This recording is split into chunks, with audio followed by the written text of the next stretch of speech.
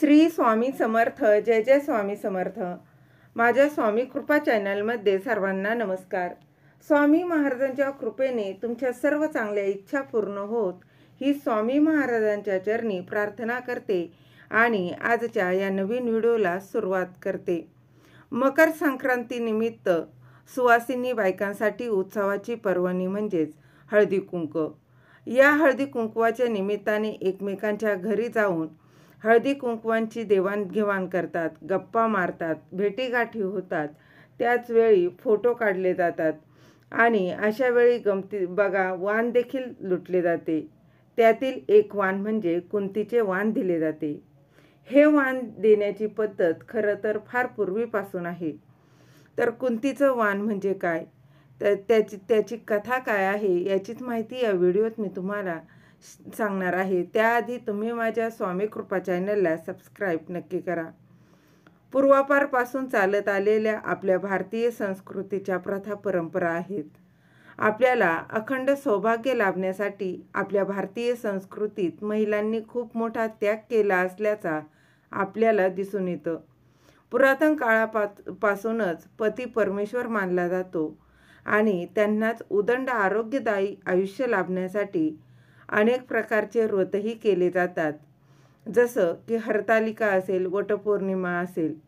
असेच संक्रांतीच्या या पर्व काळामध्ये कुंतीचे वाण देण्याची प्रथा आहे. या वाणामध्ये सर्व सौभाग्य अलंकार व इतरही असतात.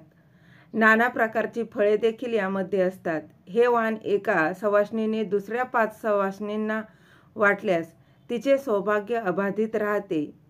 जन्मात येऊन एकदा तरी हे वाण द्यावं असं म्हटलं जातं.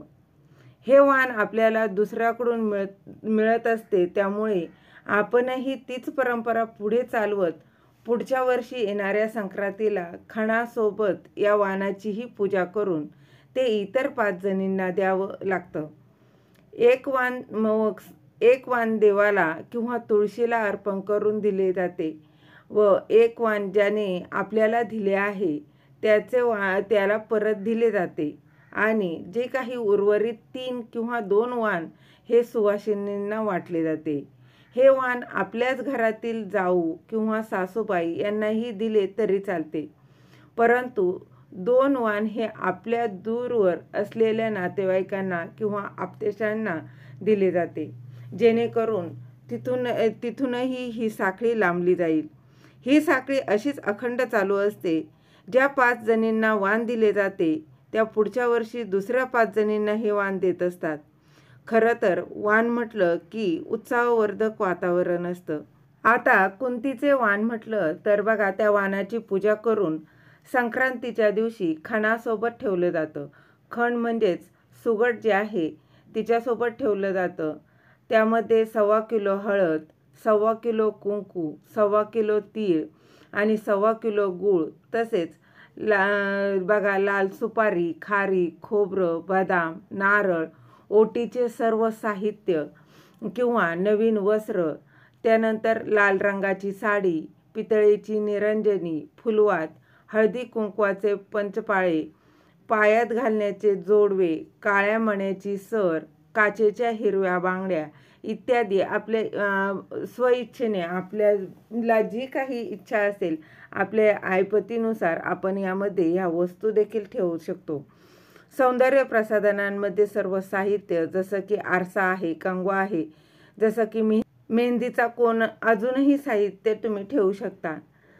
प्रत्येकाची देण्याची प्रथा ही वेगवेगळी आहे. थोडीफार बघा आपापल्या भागानुसार ह्या प्रथेत थोडासा बदल आपल्याला दिसून येतो. पूर्वीच्या काळात महाराणी गांधारीने हे वाण महाराज पांडू यांची भार्या राजमाता कुंतीला दिले होते. त्यावेळेस कुंती ही महाराज पांडूसोबत वनात राहत होती. गांधारी ज्यावेळी तिकडे गेली त्यावेळेस तिने तिची असलेली प्रचंड महासेना, पायदळ, घोडदळ तसेच मोठ्या अवाढव्य असा सैन्यफाटा आपल्या श्रीमंतीची प्रदर्शनं करत सौभाग्याचे हे वाण कुंतीकडे घेऊन गेली. गुळाचे प्रकार, तिळगुळाचे नानाविध प्रकार, मिठाईचे प्रकार, हिरे, जवाहर, रत्न, माणिक, मोती, नवीन वस्त्र असे अनेक प्रकार ती घेऊन गेली. उपहार घेऊन वनात आली. प्रचंड लवाजमा घेऊन हे वाण तिने आपल्या कुंतीला दिले आणि थोडेसे हक्का होईना गांधारीच्या मनात किलमिश आले. माझ्यासारखी कुणीच हे वाण देऊ शकणार नाही. आज मी देते आहे. उद्या माझे सव्वापटीने करून माझी मला परत दे, असे म्हणून त्यांनी सौभाग्याचे वाण लुटले. पुढे संक्रांतीचा पवित्र अशा पर्व काळ आल्यानंतर कुंतीलाही प्रश्न पडला की मी हे वाण कसे परत करणार. माझ्याकडे तर कोणतेही दल सेना किंवा इतर कोणतेही साधन नाही.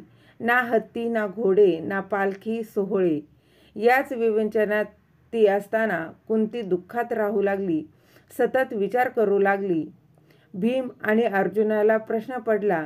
त्यांनी इंद्राकडून इंद्राचा ऐरावत नावाचा हत्ती जो आहे तो धर्तीवर आणला आणि या हत्तीवर बसून राजमाता कुंतीने गांधारीला वाण परत दिले. तेव्हा कुंतीने सांगितले की हा भाग्याचा अलंकार आहे. हे दिल्यानं घेतल्यानं सौभाग्य वाढतं, पण यामध्ये ही स्पर्धा आणि परामर्श नको. हे सढळ हाताने आणि हसत मुखाने दिल्यावर घेतले जाते. अंतःकरणातून हे करायला हवं. जनसामान्यालाही देता घेता यावं यासाठी हे वाण कुंतीचे वाण या नावाने ओळखले जाऊ लागले. आणि आता तिथूनच प्रथा सुरू झाली, घेण्यासाठी व इतरांनाही देण्यासाठी. पहिलं वाण दोघींनीही एकाच घरात दिल्यामुळे घरात वादही होतात. किंबहुना तेव्हा तर महायुद्ध होऊन महाभारत घडले आहे. आणि हे असे होऊ नये यासाठी हे वाण एकाच घरात दिले जात नाही, तर आपल्या जे काही नातेवाईक आहेत त्यांना, जे आपल्याला नेहमी धरून चालतील अशांना दिलं जातं. तर अशा पद्धतीने हे कुंतीचं वाण दिलं जातं. तुम्ही देखील हे कुंतीचं वाण दिलं आहे का, किंवा तुम्हाला कुणी दिलं आहे का, कमेंटमध्ये नक्की सांगा. झालेली सेवा महाराजांच्या चरणी रुजू करते. दिलेली माहिती तुम्हाला आवडली असेल तर लाईक करा, शेअर करा, सबस्क्राईब करायला विसरू नका. श्री स्वामी समर्थ. धन्यवाद.